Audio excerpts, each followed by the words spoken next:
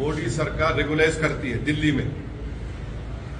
में चुनाव से पहले करती है। यहां पर 2016 में वही स्टेट गवर्नमेंट ने यह कहा कि ये स्टेट की प्रॉपर्टी है।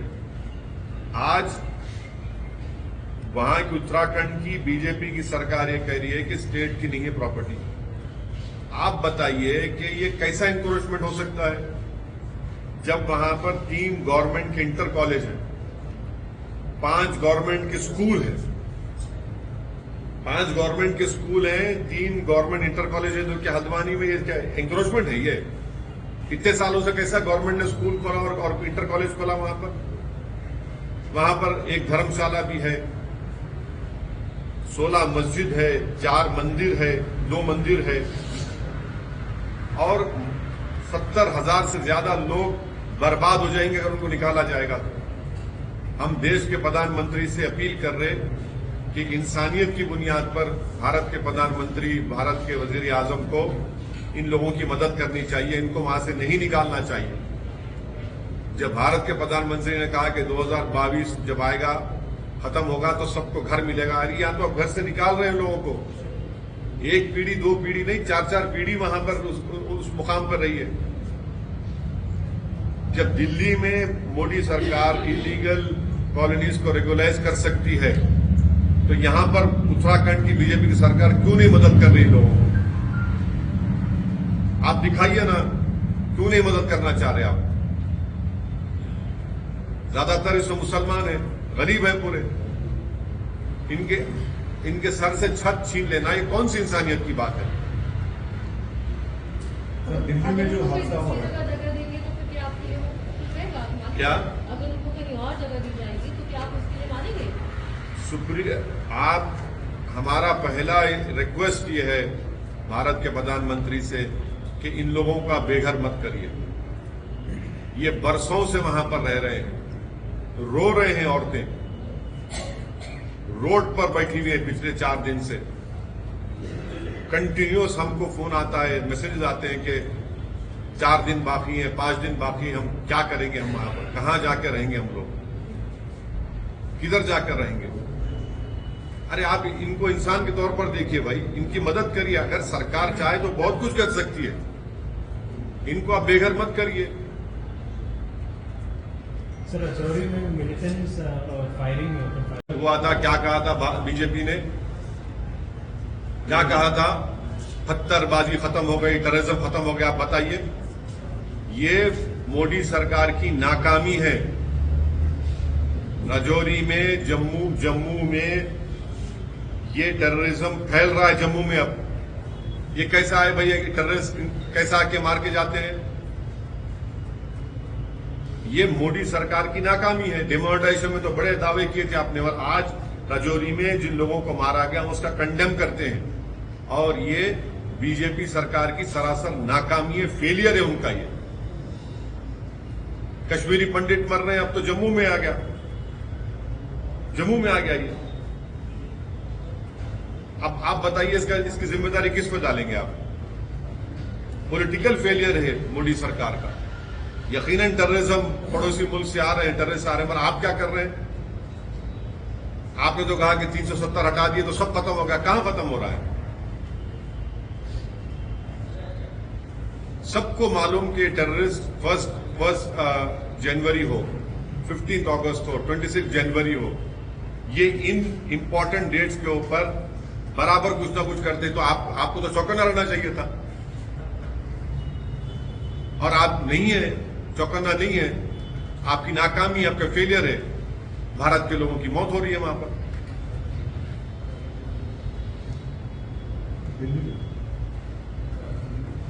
दिल्ली में जो हादसा हुआ है, % डिमोनेटाइज मनी अब सिस्टम में आ गया। इसका मतलब कोई ब्लैक मनी रिकवरी नहीं हुआ, खाली 0.002% फेक करेंसी को कैप्चर किया गया। आरटीआई रिप्लाई में आरबीआई ने कह दिया कि डिमोनेटाइजेशन वुड रिजल्ट। आरबीआई ने कहा कि RBI did not believe that demonetisation did not believe the demonetization would result in recovering black money. ये उनका बोलना है। अच्छा, अब आप ये बोलिए कि जीडीपी ग्रोथ गिरा नहीं गिरा, डिमोनेटाइजेशन गलत फैसले की वजह से प्रधानमंत्री के। इंडिया का जीडीपी ग्रोथ 2016-17 में 8.3% था। उसके बाद क्या हुआ? 2019-20 में 4% पे आ गया, पैंडेमिक से पहले 8 से 4% पे आ गया डिमोनेटाइजेशन करने पर। अच्छा, और एक चीज, अजीम प्रेमजी यूनिवर्सिटी की रिपोर्ट है, जिसमें अजीम प्रेमजी यूनिवर्सिटी की रिपोर्ट में आपने कहा कि 50 लाख लोगों की नौकरियां चले गई डिमोनेटाइजेशन की वजह से। आप लोग बाजा बजाओ मीडिया वाले, 50 लाख की रिपोर्ट उनकी है। दूसरी बात यह है कि डिमोनेटाइजेशन से 5 years prior to demonetisation, household financial liability average at 3.06% of gross national disposable income. This went up sharply to 4% of GNDI in 2007 and 18. अब आप बोले liabilities went up by 83% from rupees 370,964 crore in 2016-17 to 6,79,349 crore in 2017-18. इसका मतलब क्या है कि in other words more and more people have taken out loans after demonetisation. सब लोग लोन लेना शुरू कर दिए। और एक बात आप सुनिए, मैन्युफैक्चरिंग शेयर ऑफ जीडीपी 16% था मेक इन इंडिया जब लॉन्च हुआ था, आज 13% है। Total jobs in manufacturing sector जो है 5.7 crore to 2.7 crore after 2016। Manufacturing sector में 5.1 करोड़ थे, डिमोनेटाइजेशन के बाद 2.7 करोड़ हो गए। और एक बात आप लोगों को समझाने के लिए, आज भारत में 5 करोड़ भारत के लोग नौकरियों में हैं, जिसको लेबर फोर्स पार्टिसिपेशन 60% यूएस में है, 70% चाइना। मानना यह है कि सुप्रीम कोर्ट का फैसला है जिसमें अभी डिसेंट जजमेंट भी है। अब ये मेरे को बात समझ में नहीं आ रही कि अगर ये कोई बोलेगा कि भाई ये रेलिवेंट, इट इज नॉट, ये रेलिवेंट नहीं है कि ऑब्जेक्टिव अचीव हुआ या नहीं हुआ, ये तो बड़ा एब्सर्ड है। तो मेरे समझ तो ताजुब की बात है। ऑब्जेक्टिव अचीव हुआ नहीं हुआ उससे हमारा मतलब में क्या मतलब? अगर आप कोई काम कर रहे हैं, सरकार ने, प्रधानमंत्री ने, वजीर आजम ने देश के सामने पुकार कर कहा कि ब्लैक मनी खत्म हो जाएगा, टेररिज्म खत्म हो जाएगा, और टेररिज्म को काउंटर करने के लिए आप ये बताइए कि ये कोई विम्सिकल बात है कि ऐसा डिमोनेटाइजेशन करके टेररिज्म खत्म हो जाएगा? तो रिजल्ट क्या है फिर? अब आप सुनिए हमारी बात को, इसमें 6-7 पॉइंट है। पहली बात तो ये है कि ब्लैक मनी डिस्ट्रॉय करने का ये पर्पस, टेररिज्म काउंटर करने का जो मकसद था, ये सब विम्सिकल था, ये सब था ही नहीं है। ये एक सरासर गलत फैसला देश के प्रधानमंत्री ने लिया, उनकी सरकार ने लिया, और जिससे वो जो कह रहे थे उसका मकसद ही हासिल नहीं हुआ। अब मिसाल के तौर पे 86% करेंसी को नरेंद्र मोदी ने रात में 8 बजे उसको डिनोटिफाई कर दिया। कितने लोग मरे? 100 लोग मरे। इसकी जिम्मेदारी किस पर है? लाखों लोगों का रोजगार से आपने महरूम कर दिया। अब आप एक नैरो लीगल ग्राउंड के ऊपर अपनी अकाउंटेबिलिटी से बच नहीं सकते आप सरकार। भाई इसका political, economical, social, moral responsibility तो देश के प्रधानमंत्री पैद होती है। आप क्या भूल गए कि प्रधानमंत्री को स्पीच जो ने तकरीर में अपनी भाषण में कहा था कि घर में शादी है और पैसा नहीं है, प्रधानमंत्री मुस्कुरा रहे थे, पूरे इस मुल्क की गरीब आवाम रो रही थी, वजीर आजम, प्रधानमंत्री हंस रहे थे। रिजर्व बैंक ने ये कहा कि 32.18 लाख कोर करेंसी अब सर्कुलेशन में है, 31.18 lakh crore currency circulation on India, अभी माने डबल हो गया। उस वक्त 17.97 लाख करेंसी यूज में था बिफोर डिमोनेटाइजेशन 2016 में। अब कितना है भैया? 32.18 लाख। ये आरबीआई के फिगर है। 99.30% डिमोनेटाइजेशन जैन समाज के लोगों के साथ हूं। जो फैसला बीजेपी की सरकार जब झारखंड में थी लिया गया था, उनके उस मंदिर के बारे में, उसको झारखंड की सरकार को वापस लेना चाहिए।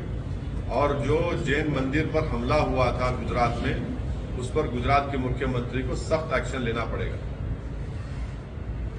और वजह क्या आप बता रहे हैं? आप अपनी तरफ से क्या करते हैं? अरे वजह भाई उनका रिलीजियस प्लेस है, वहां पर आप शूटिंग कर रहे हैं।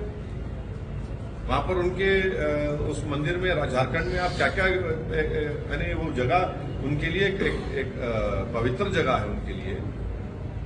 आप वहां पर क्या क्या सब तमाशे हो रहे हैं? वहां पर गलत है वो बिल्कुल। भाई छोटा समाज है तो उनके भी तो कोई वैल्यू है, उनकी भी तो फीलिंग्स है, उनके भी तो रिलीजियस रेस्पेक्ट करना चाहिए उनके उस चीज को। हल्द्वानी को लेकर क्या कहेंगे आपकी तरफ से? ये एक घिनौना और बर्बरियत की एक मिसाल है। अफसोस इस बात का होता है कि हमारे इस अजीम मुल्क में ऐसे मर्द हजरात हैं जिनके दिलों में एक नफरत है खवातीन के बारे में। माने बर्बरियत, हैवानियत की मिसाल है जो दिल्ली में हुआ है। टक्कर मारते हैं और उस लड़की को घसीटते हुए लेकर जाते हैं, उसकी मौत हो जाती है उसमें। जितना भी इसकी मजम्मत की जाए, कंडेमनेशन किया जाए, कम है। और ऐसे क्रिमिनल एक्शंस में सख्ती के साथ इनके ऊपर केस चलना चाहिए। और प्रोसिक्यूशन का, सरकार का काम यह है कि उनको सजा दिलवाए, पूरे एविडेंस जमा करके इस केस को स्ट्रांग बनाकर उनको सजा दिलवाए। जब तक इनको आप सजा नहीं दिलवाएंगे, ऐसे ही करते रहेंगे। एक टक्कर मार दिया, कोई बच्ची को घसीटते लेके जा रहे हैं, क्या है भाई? और वो भी मुल्क की दारुल हुकूमत में, कैपिटल में ये हो रहा है। सर इंग्लिश में हो गया, अब इंग्लिश में नहीं होता। लेबर फोर्स पार्टिसिपेशन 60% यूएस में है, 70% चाइना में है और 40% भारत में है। अब आप बाजा बजाओ, विश्व गुरु बोलो। 5 crore fewer Indians are working today than were before Modi became Prime Minister. Labour force participation 60% US में है, 70% चाइना में है और भारत में खाली 40% है। लोएस्ट इन साउथ एशिया है। भारत के प्रधानमंत्री वो इंडिया की वर्क फोर्स को श्रिंक कर दिए। ये लेवल ऑफ इनकॉम्पिटेंस है। अब कितना अनएम्प्लॉयमेंट है? 6% के ऊपर है। कितना इन्फ्लेशन है? 6% के ऊपर है। अब आखिरी बात यह है कि ये जो है ये आर्टिकल 308 का ये मास ग्रॉस वायलेशन है। और हम आपके जरिए से देश के प्रधानमंत्री से बोल रहे हैं कि क्यों नहीं आप डिमोनेटाइजेशन डे मनाइए ना, मनाइए डिमोनेटाइजेशन डे। आपने कहा था कि ब्लैक मनी खत्म हो गया, सेलिब्रेट क्यों नहीं कर रहे? अगर डिमोनेटाइजेशन सक्सेस था तो हम चैलेंज कर रहे बीजेपी से, चलिए आप सक्सेस मानते तो मनाइए ना, क्यों नहीं मनाते आप? नोटबंदी दिवस मनाइए ना, क्यों नहीं मनाते आप? क्योंकि भारत के प्रधानमंत्री को मालूम कि नोटबंदी से महिलाएं, daily veg workers, handicraft artisans, plumbers, drivers, electricians, plumbers, masons, ये सब बर्बाद हो गए। इसका सोशल पॉलिटिकल रिस्पॉन्सिबिलिटी देश के प्रधानमंत्री और उनकी सरकार पर आयद होती है डिमोनेटाइजेशन के ऊपर। अब आप सुप्रीम कोर्ट के फैसले को लेकर आप बाजा बजाइए, मगर ये सच्चाई है नहीं। हम जो मुद्दे आपके ये जो सामने रखे आपके, नोटबंदी दिवस क्यों नहीं मनाती बीजेपी? मनाइए ना, चलिए। अजीम प्रेमजी यूनिवर्सिटी की रिपोर्ट बोल रही है कि 50 लाख लोगों की नौकरी चले गई, 100 लोग मर गए। आज कितनी करेंसी सर्कुलेशन में है? 32.18 लाख करोड़ करेंसी सर्कुलेशन में, जब 17.97 लाख करोड़ थी। और 99.30% डीमोनेटाइज पैसा जो हुआ तो सिस्टम में वापस आ गया। अब ये क्या है बताओ आप। हमारे YouTube चैनल हुदा डिजिटल न्यूज को YouTube पर सब्सक्राइब करें, लाइक करें और शेयर करें अपनी दोस्त अहबाब के साथ। इसके अलावा Instagram और Facebook पर भी फॉलो करें। लेटेस्ट अपडेट्स के लिए हुदा डिजिटल न्यूज के साथ जुड़े रहें।